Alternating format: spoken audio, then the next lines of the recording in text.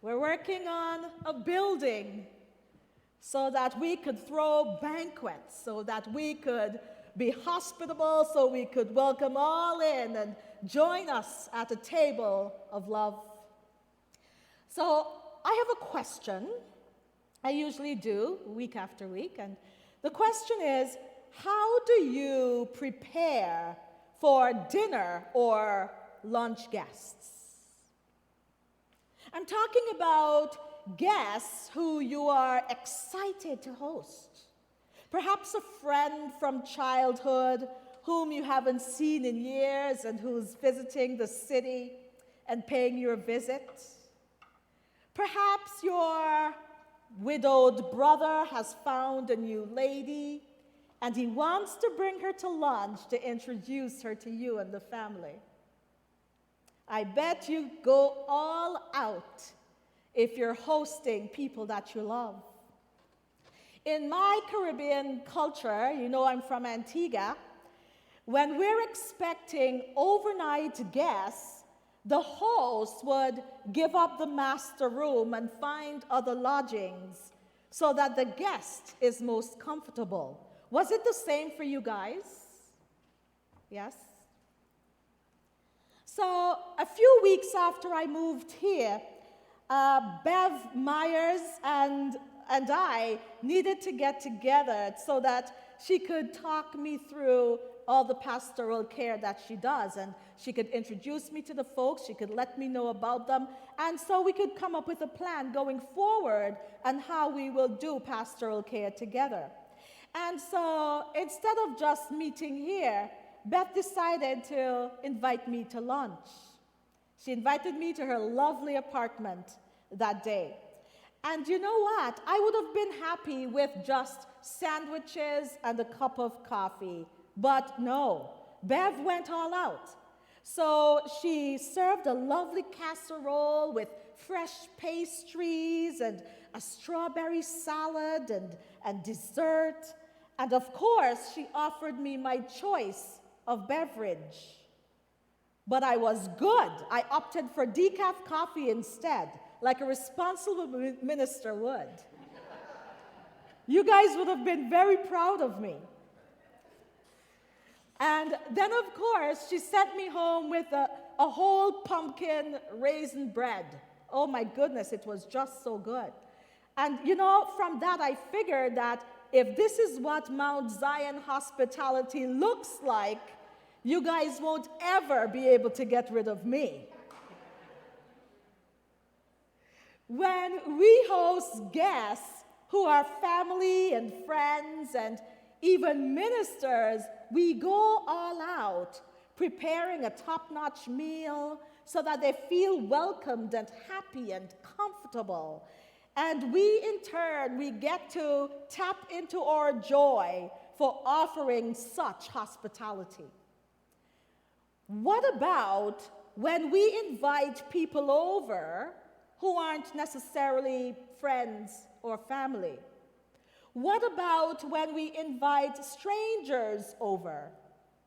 Or how many of us have invited people over who could offer nothing in return? Who we may not see again? Who could offer no friendship or affection or even a compliment after? In our scripture today, Jesus is offering a lesson on how to be humble and a lesson on how to be hospitable. But perhaps it's not two separate lessons after all. Perhaps it's one lesson where humility and hospitality intersect. In the first parable, Jesus addresses the guest at a table who went out of their way to pick the very best seats, perhaps the seats closest to the host. So I'll tell you a little story. Before I left London in 2015 to move to Windsor, I was the house singer at a Roma restaurant that was located on Richmond. And I was there every Friday and Saturday night and Thursday or Sunday. And I was there for 10 years and 4 months. I was there for a long time. But this restaurant was pretty awesome. Among its features was a wine cellar with some of the world's finest vintages and ports. There were bottles there up to $20,000 each under a sealed, temperature-gauged glass floor. Now, Aroma hosted Canada's last 3 prime ministers when they visited London.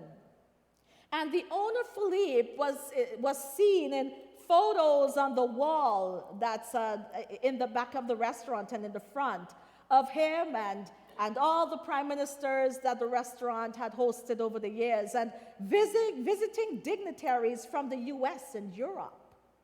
And I remember clearly the day Stephen Harper visited and the fuss that was happening about the table placements. So the invited guests for Stephen Harper's dinner that night, they were calling the restaurant and driving the event coordinator crazy because each of them wanted to ensure that they had the seat closest to the prime minister as possible, or even within his vision so that it would be easy to interact with him. Jesus' response to social posturing such as these is that not only is it a waste of time, but it's actually counterproductive. All who exalt themselves will be humbled, and those who humble themselves will be exalted.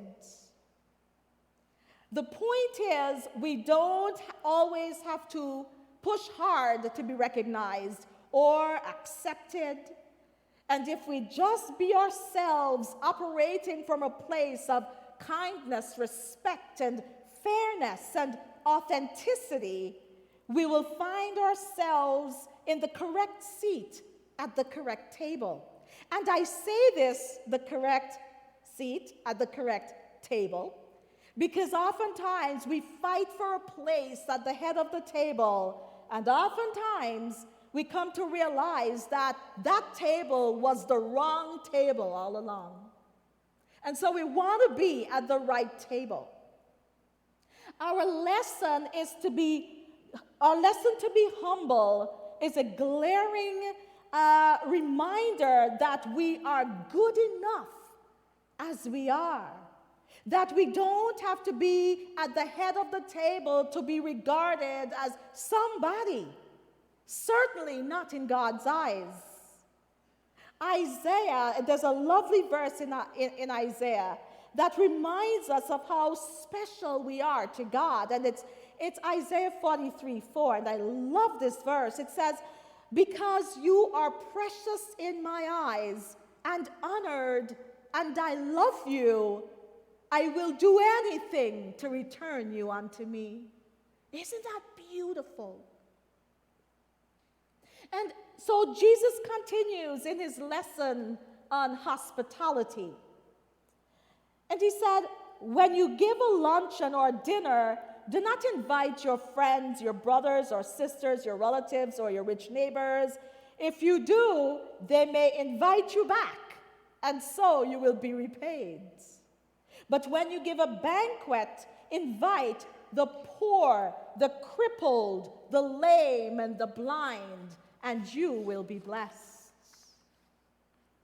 It's so funny. I was familiar with this passage, but this week when I read it, so I could write a reflection on it, that verse really, a couple of verses really stood out to me, and I chuckled when I read it. And I'll tell you why. It's because I have experienced such a difference in cultural norms around that. I'll explain. I find that most Canadians that I encounter anyway carry this great need to repay favors. Don't we? We don't want to take anything that we can't repay.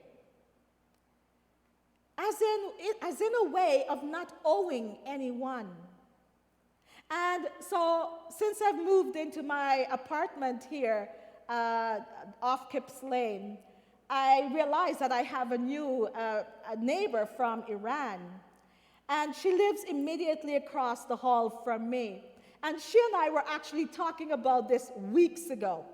So the day after I moved, there was a knock on the door, and she gave my daughter a big plate of rice and chicken and vegetables to welcome us to the building. And it was delicious. And sure enough, the next week, she brought us another meal. And so I went and I knocked on the door, and I thanked her for such warm welcome and the delicious meal. And she shared with me that extending such hospitality is a part of what they do in Iran when someone new moves into their area, into their neighborhood. And that she was so happy that I've accepted it without giving her money. And I said, giving you money, what does that mean? And she said, well, before, because she had lived in the building for a while, she said, the person who moved in where you were years ago and the person who lived that door over, she said, when they moved in, I did the same. And she says, and the one who lived here absolutely refused it and closed the door. And she said, and the second lady, she said, thank you. And the next day, I found $20 with a note stuck in my mail slot. And she said it was one of the first Canadian lessons about Canadian culture, that they will not accept anything that they can't repay. In other parts of the world, people understand that goodwill offers are essential to the spiritual well-being of the givers and will not deny the givers the blessing by refusing a gift or trying to replace them.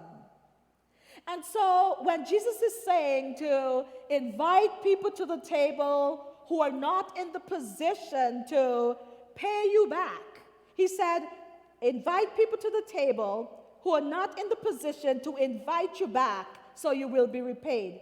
It made so much sense to me, even in our context. Do not refuse the simple but meaningful gift of others. After all, they could be answering Jesus' call to invite the appropriate people to the banquet. The poor, the crippled, the lame, the blind. And sometimes the poor and the crippled and the lame and the blind are not necessarily the homeless people we encounter on the street. I'm here to tell you today that the poor, the crippled, the lame, and the blind, sometimes that's me and sometimes that's you. Because God knows that we might have a bit of money in our pockets, but we are so poor in spirit that we feel lost. We may be in church every Sunday, but we're not connected to the grid. We don't know how to give love, and we don't know how to receive love. We're sad and lonely and broken when we're poor in spirit. And we want more than ever to be invited to the banquet. We're also the crippled. We have the ability to walk, but we are crippled under the weight of doubt and fear. We see our world changing and shifting, and we're terrified of the flow. We doubt that we can make a difference, and so we sit petrified of it all. We would go to the banquet only if there was a guarantee that we would not encounter any discomfort. We are the blind. I mean, we can see.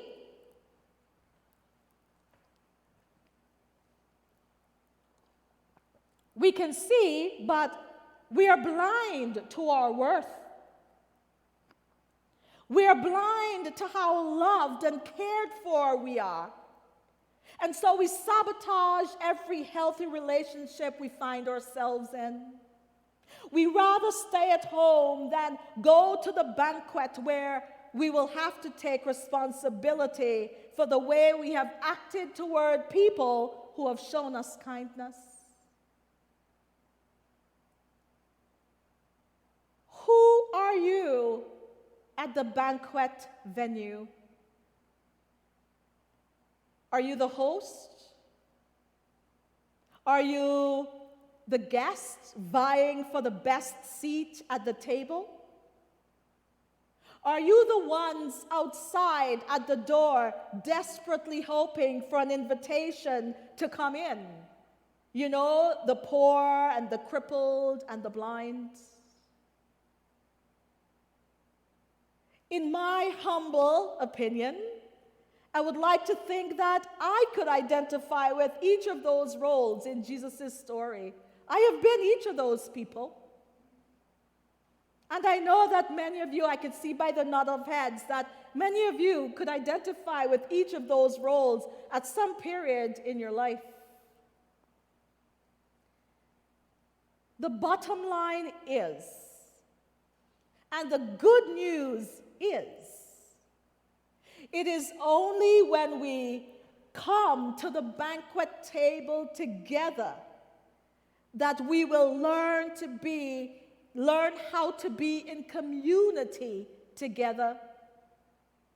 Learn how to be a part of the kingdom together. Taking turns being guests and hosts. Learning how to be better people for God and each other will only happen when we do come together at the table. May it be so. Amen.